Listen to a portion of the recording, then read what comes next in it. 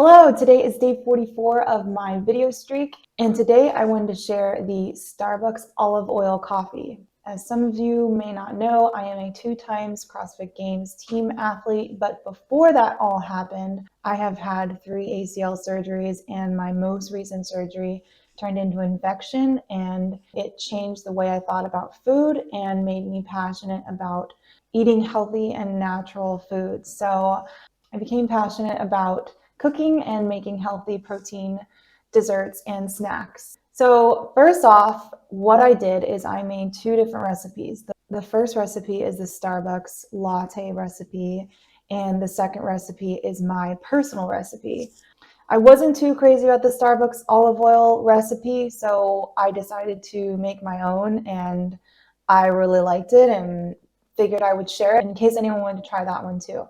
So first off, to make my coffee hot lattes, I use a mini blender. It's kind of like a bullet, but you don't have to turn it upside down. I realized with certain things like the olive oil, it blends it way better than using a frother, which is something I also use. So first off, let's start with the Starbucks recipe.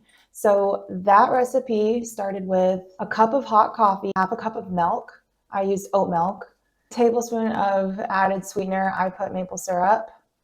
Blend it all up, and you have your Starbucks olive oil coffee. So my personal preference when using a fat in my coffee is that is my creamer. I don't want to add milk or anything because to me then it's too milky and you don't have that smooth, creamy taste that you can get when you just blend the fat. So I personally wanted to try it without the milk. So my recipe I used sugar in the raw as my sweetener, olive oil, cocoa powder, dash of cinnamon, and a dash of salt.